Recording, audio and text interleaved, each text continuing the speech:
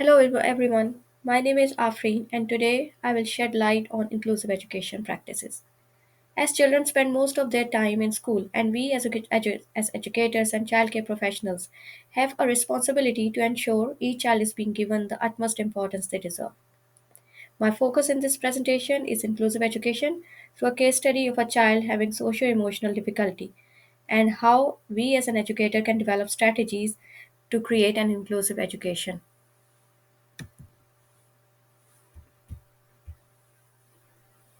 So, agenda of my discussion today will be developing an understanding on the need of inclusive education through Australian context and and its findings.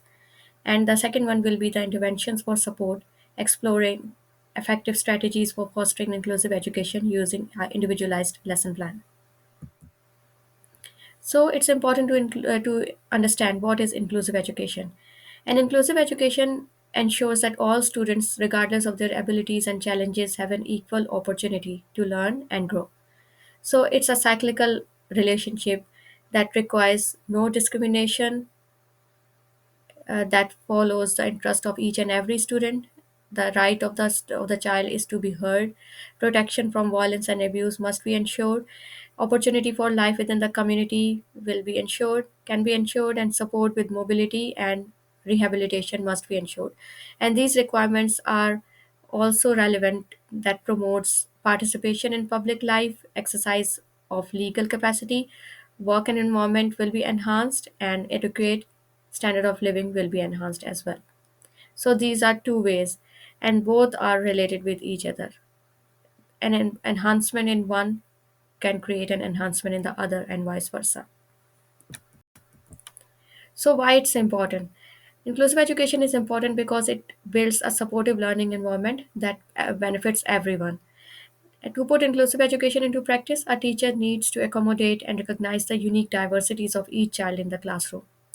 To do this effectively, the teacher needs to be fully informed about these diversities for effective inclusive environment.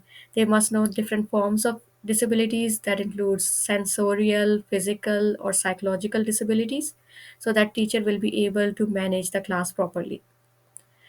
Another important aspect is understanding socio-emotional disabilities such as ADHD, attention deficit hyperactivity disorder, that will enable teachers to enhance their classroom management, to adopt the curriculum, to have realistic expectation and use of a variety of teaching strategies in order to create a positive learning environment for all.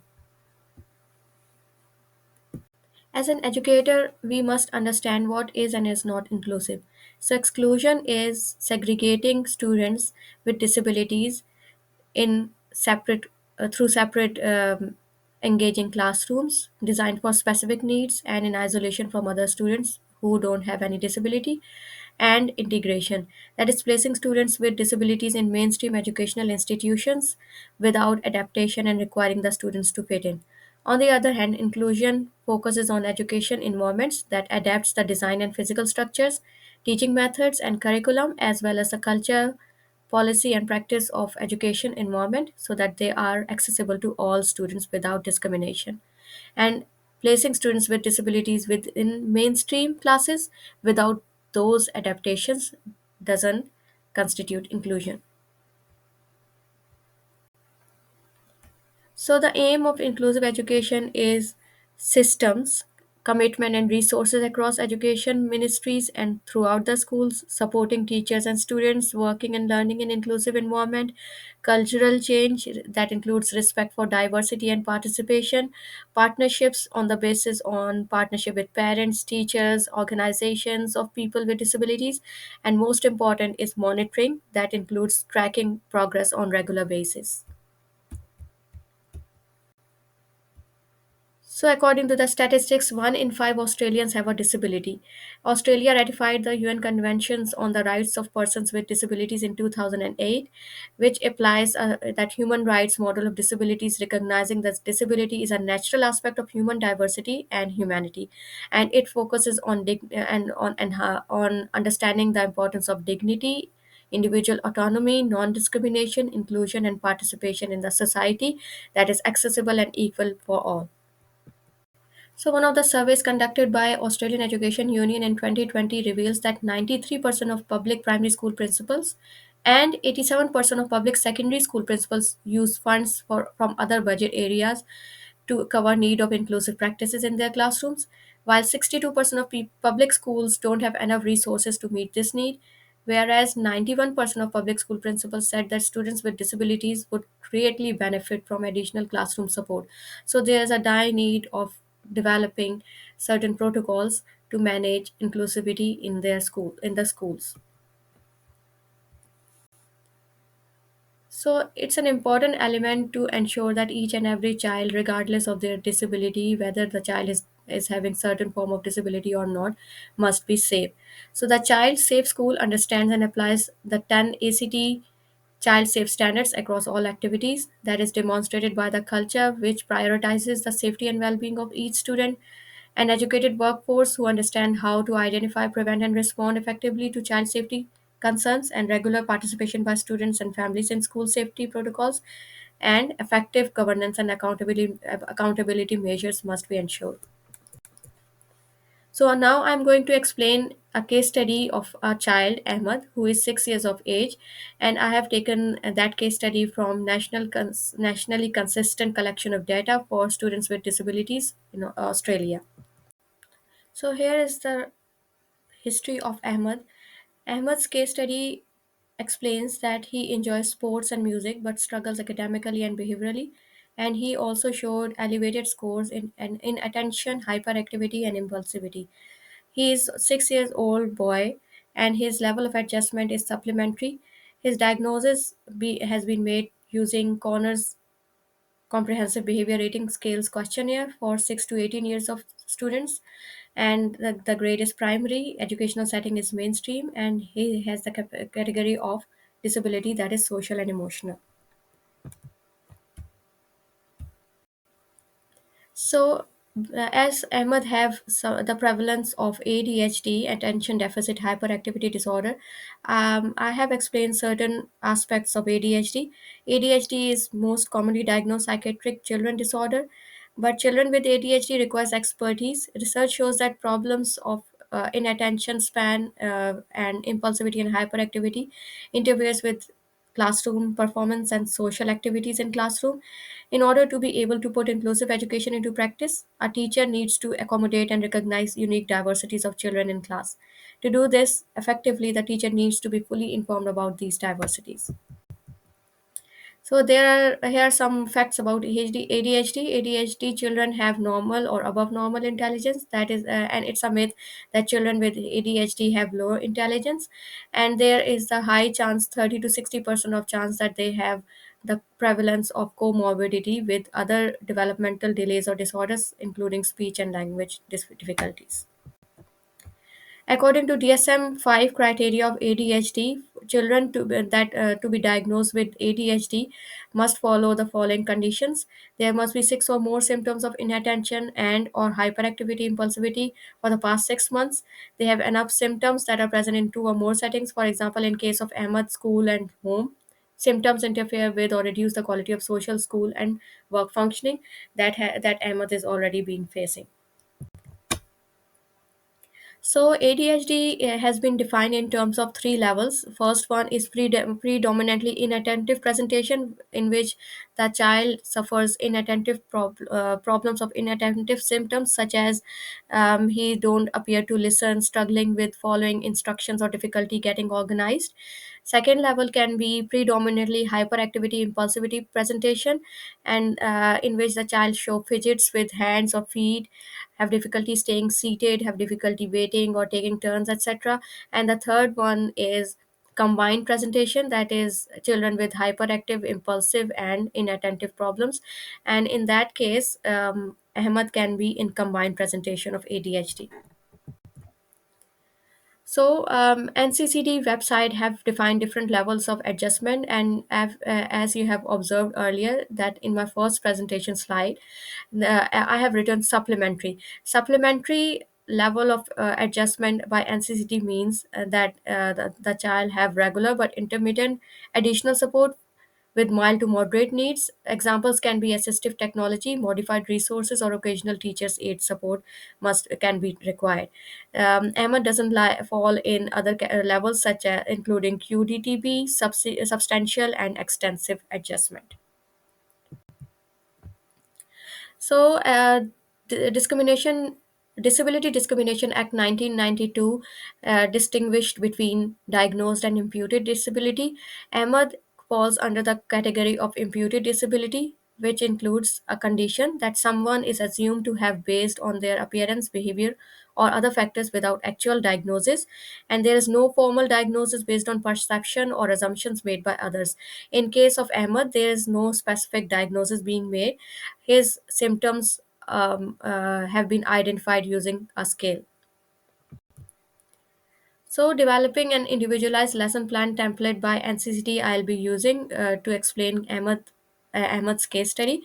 So, there are certain consideration by of this template. It includes general areas of evidence such as assess individual needs of the student.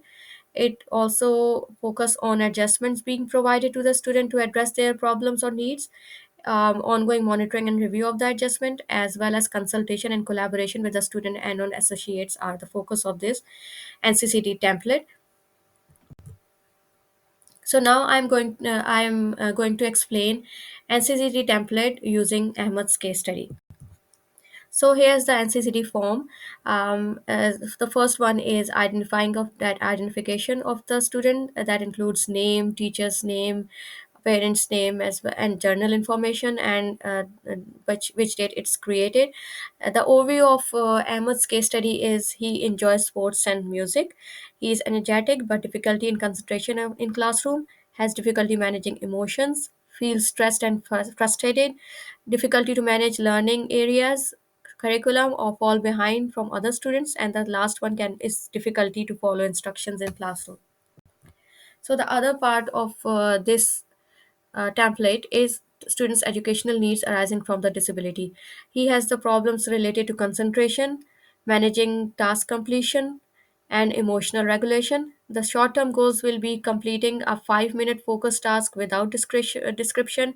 The second short term goal of an educator can be use a movement break every 15 minutes during academic task to manage the concentration problem, and start task independently after visual instructions. Long term goals can be complete tasks up to 15 minutes with fewer movement breaks, improve emotional regulation, expressing frustration calmly, and increase in task completion rates by 30% over 6 months period.